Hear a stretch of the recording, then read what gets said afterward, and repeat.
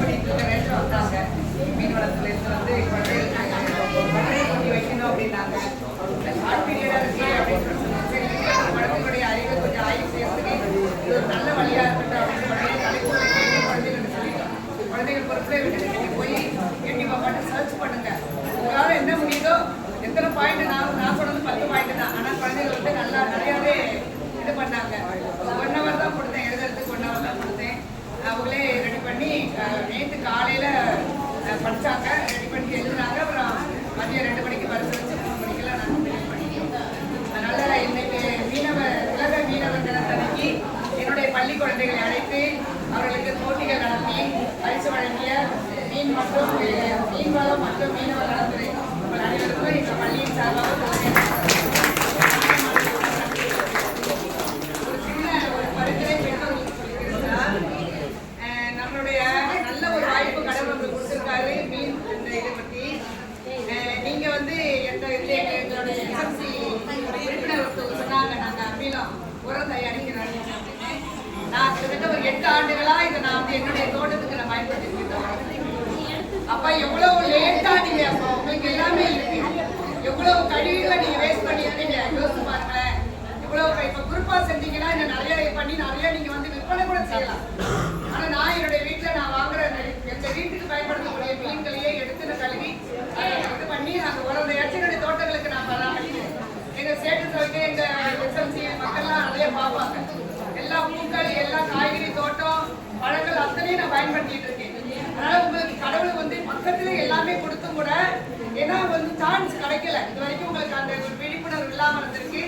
அதனால இதை ஒரு நல்ல விதமா பயன்படுத்துங்க, நிறைய லாபம் பெறலாம். அதுல ஒரு செகண்ட் ஒரு இது என்ன அப்படின்னா, நம்ம பள்ளிக்கூடத்து பிள்ளைங்கள்ல கட்டாயம் படிக்க வச்சு போட்டுக்கு போக வைக்கிறீங்க, வர்த்தகக்கு போக வைக்கிறீங்க, கருவாடு விற்க வைக்கிறீங்க, மீன் விற்க வைக்கிறீங்க, இதான் பண்றீங்களே ஒழிய இதுல வந்து அரசு வேலைகள் எவ்வளவு இருக்கு அப்படின்னு தெரியுமா? யாராவது இந்த இடத்துல வந்து நம்மளுடைய ஊர் பிள்ளைங்க யாராவது இருக்காங்களா?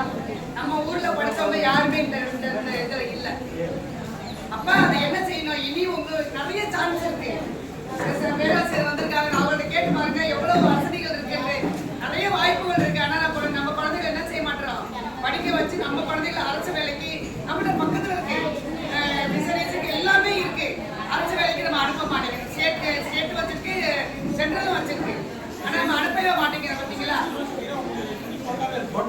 கோட்டாவே இருக்கு. அது யாருமே இல்லை. நான் வந்து இப்ப பிரபலத்துல வேலை பார்க்கும்போது 2 குழந்தைகளை ஒரு 3 வருஷத்துக்கு முன்னாடி அனுப்பியிருக்கேன், படிக்க வச்சிருக்கேன். ஏன்னா அந்த குழந்தைகளுக்கு தெரியல, பெற்றோர்களுக்கு தெரியல.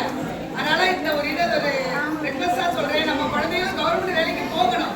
இதே பக்கத்துல இருந்து குண்டு செட்டுல குதிரை ஓட்டுற மாதிரி இதையே இது பண்ணிட்டு இல்லாம குழந்தைகள் நல்லா படிக்க வச்சு அரசு வேலைக்கு நம்ம குழந்தைகளை வாழ வைப்போம் அப்படின்னு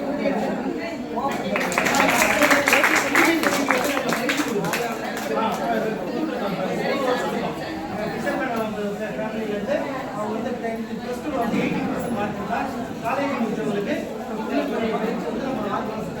எக்ஸாம் முடிகிற வரைக்கும் ஹாஸ்டல் ஃப்ரீ, சாப்பாடு எல்லாமே அவங்களுக்குள்ள எல்லாமே கட்டி பண்ணி கொடுக்குறாங்க.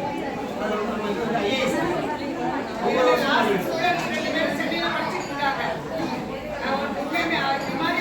வரல.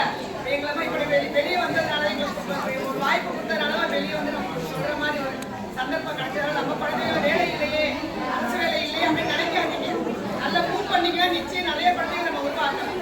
வாய்ப்பு